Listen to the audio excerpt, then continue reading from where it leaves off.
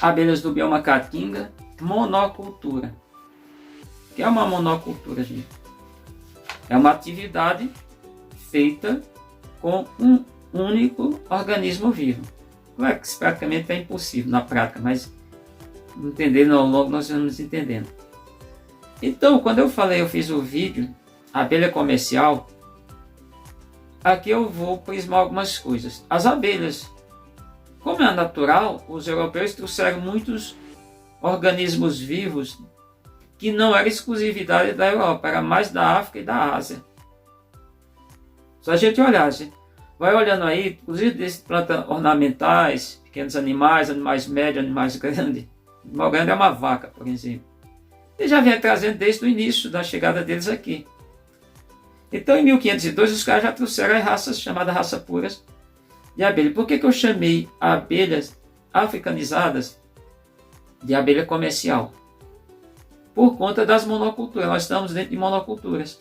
Melhor, nós produzimos para poder alimentar, tanto alimentar os brasileiros, quanto alimentar, vender e exportar, com monoculturas. É simples assim. Pensa, por exemplo, a soja. A soja asiática plantamos em maior quantidade, nós temos a maior produção hoje, para atender o mercado internacional, somente para vender grãos para a China, para que eles engordem animais.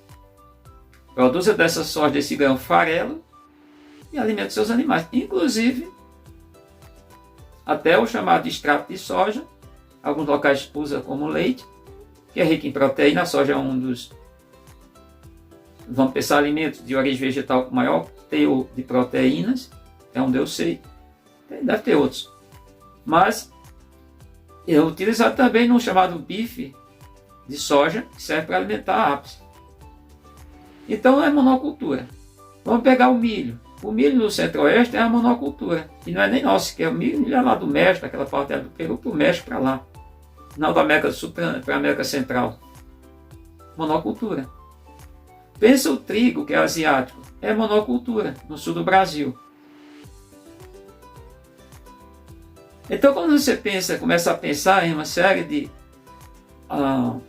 atividade na agricultura e na agropecuária, não precisa na agricultura, na parte agrária, mas, nesse caso, na produção, são monoculturas. E por que as africanizadas vão atender? Porque antes elas não atendiam. Porque antes elas não eram migratórias. As raças puras não são migratórias, não vão ficar se deslocando o tempo todo. Não faz isso. Não faz isso, gente. Importante salientar isso. Pessoas acham que faz, não faz. Até porque não há necessidade, porque elas são adaptadas em espécies europeias, elas são da Europa, adaptadas lá nas suas localidades. Espécies africanas, idem, e asiáticas, idem também. Então não precisa dessa necessidade. E aí muita gente ligando para mim, que liga, porque está o contato aqui nos comentários dos vídeos, você pode olhar que eu faço um comentário do vídeo, e lá está o meu contato, o meu telefone. Eu atendo muita gente no dia a dia, na medida do possível, mas sempre atendo. Tá? Procuro atender. Portanto, muita gente dizendo, mas não concordo com isso, com aquilo. Gente, concordo, não é obrigado você concordar, é obrigado, quer dizer, faz necessário você entender. E por que isso faz necessário entender? Porque o bicho, ele é muito rústico, ele anda muito, ele se desloca muito.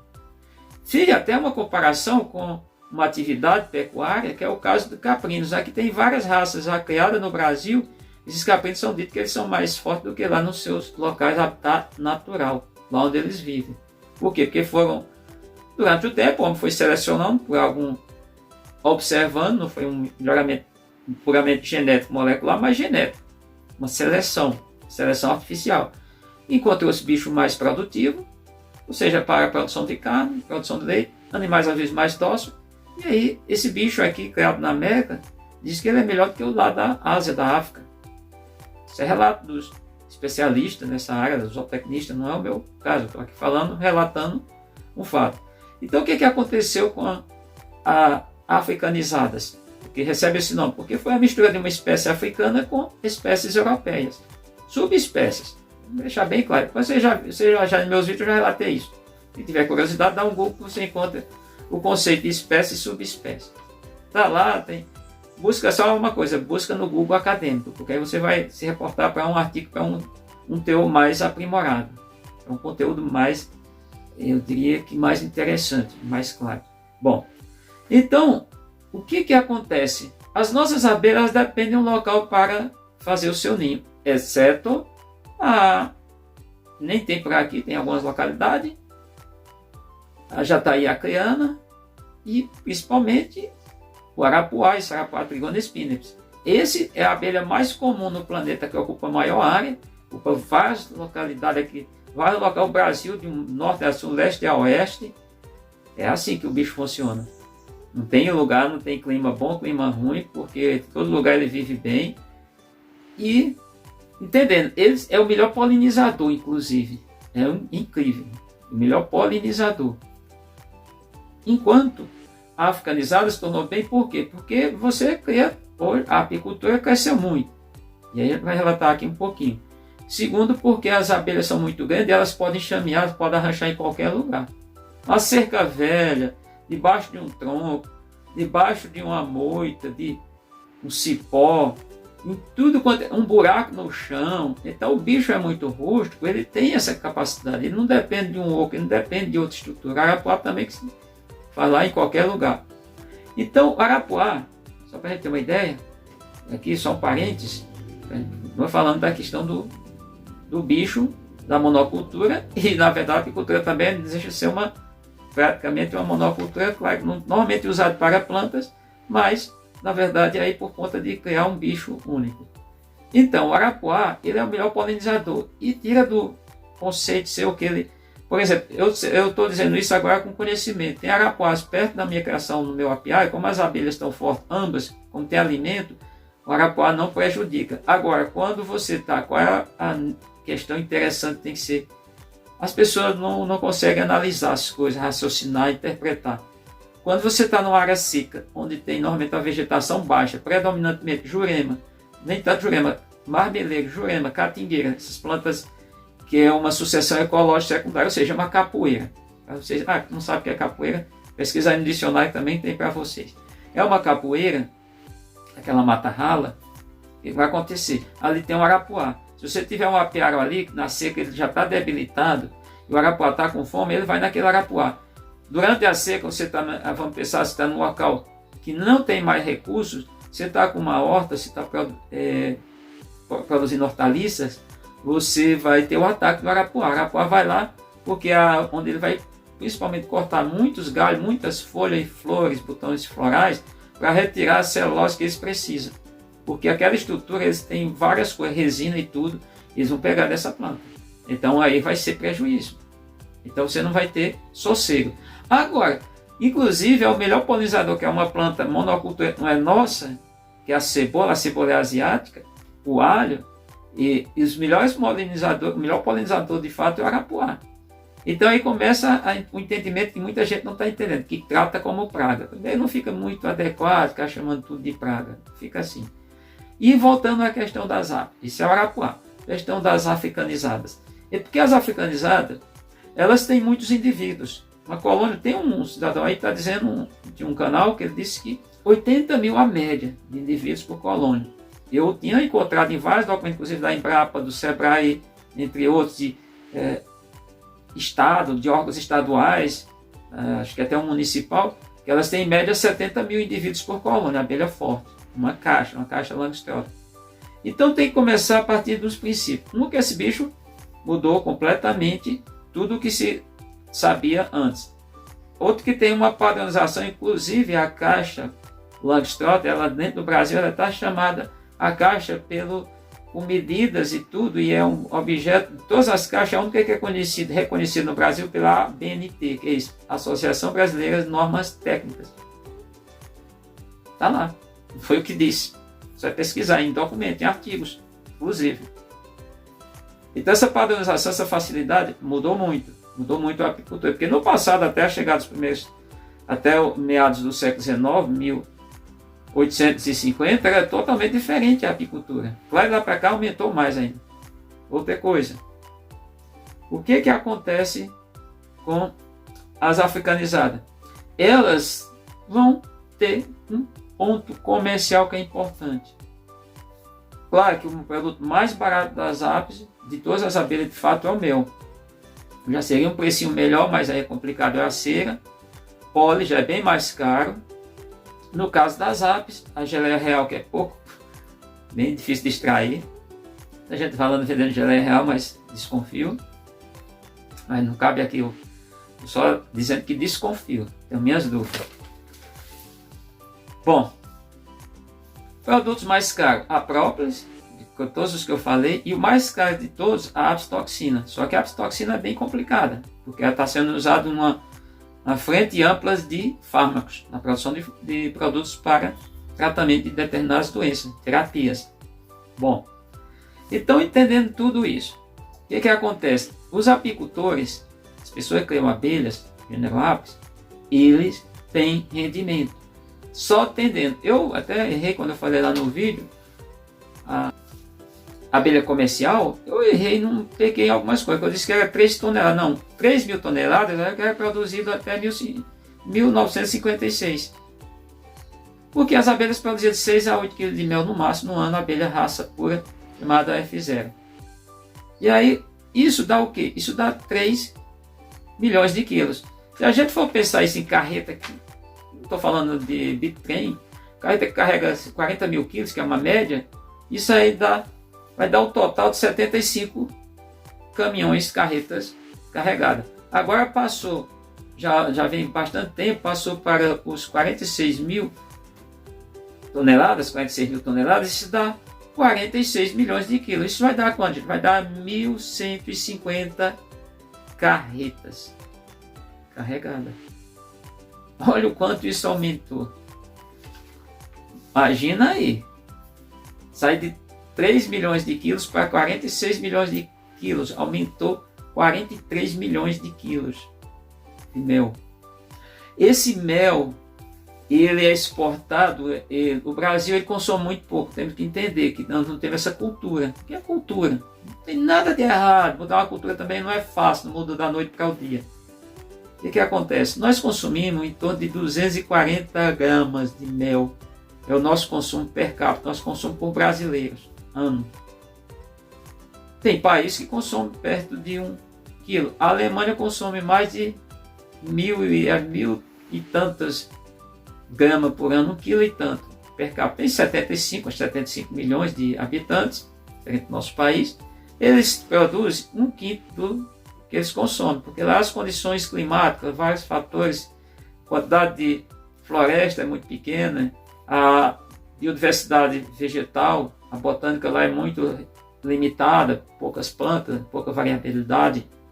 Logo eles precisam importar, eles importam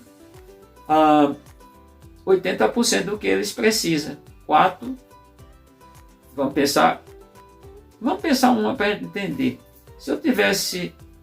Se eles consomem 100 quilos de mel, para a gente ter uma conta bem fácil, eles só vão produzir 1/5.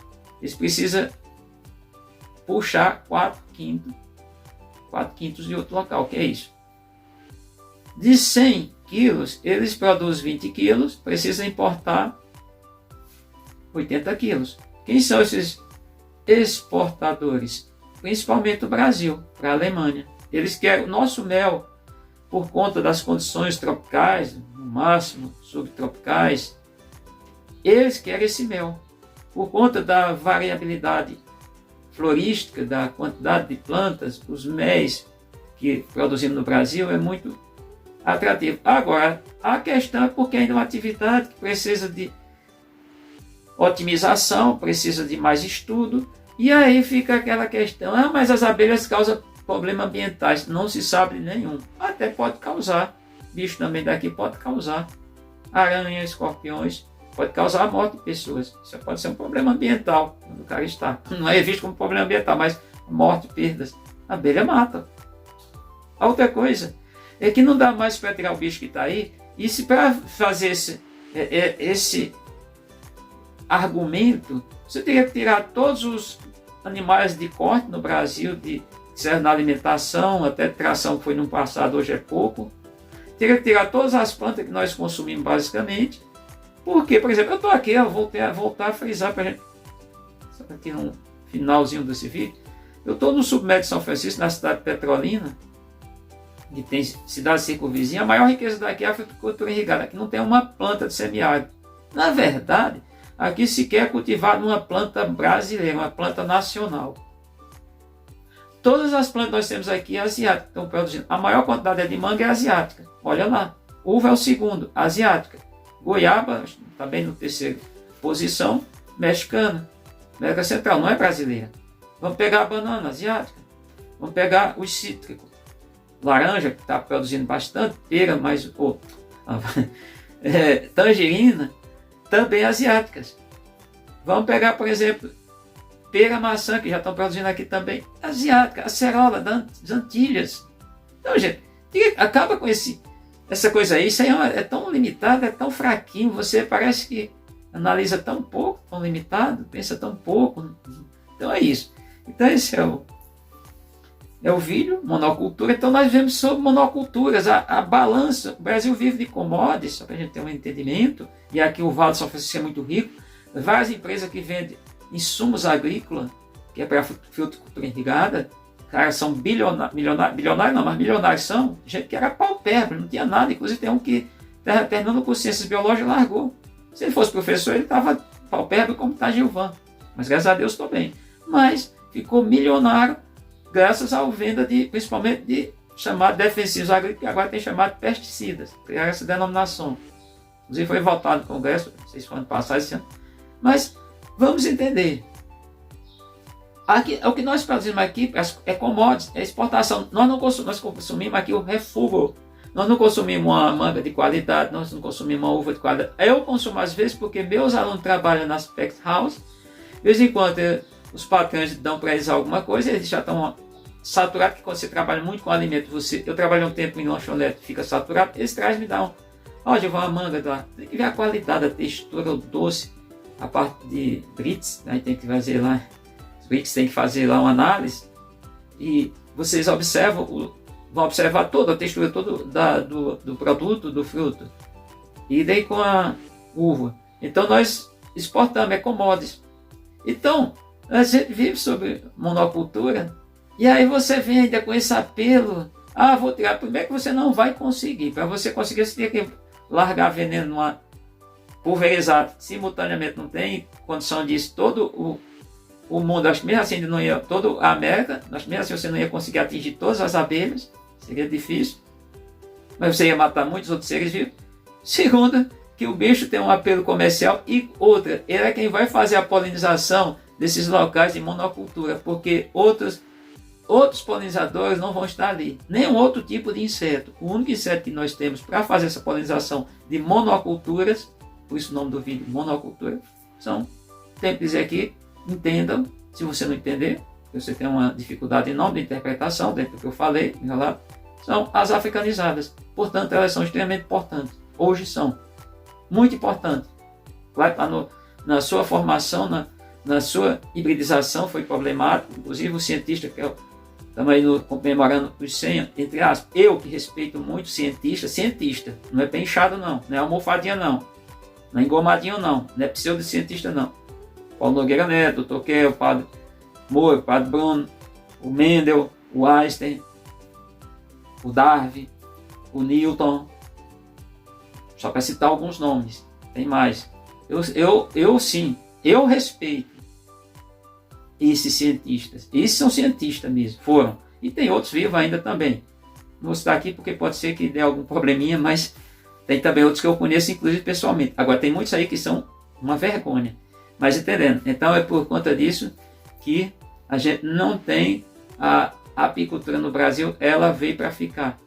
Veio para ficar um bicho exótico? Tem que entender isso. Continua sendo exótico, vai continuar sendo exótico, porque não é nosso. Pode ser daqui a 1.000 anos, daqui a 2.000 anos, daqui a 3.000 anos, não sei. Pode ser que alguém trate como um bicho nativo. Que muitas do que eu falei aí, esses bichos tudo, caprino, ovino, equinos, tudo isso é tratado, as galinhas, tudo isso, as plantas que eu falei, tudo isso é tratado como nativos e não são. Pesquise, entenda. Eu busquei a informação, como eu disse, você tem que se apropriar do conhecimento. Não sabe, não sabe. Mas sabe agora, fique sabendo. Obrigado a você que assistiu. Mais uma vez aqui. Abelhas Biomacatinga, melhor canal do universo. Obrigado para você que deixou seu like. Você que é assinante do canal. Propague o vídeo à frente. É o nosso próximo encontro. Sempre novidades.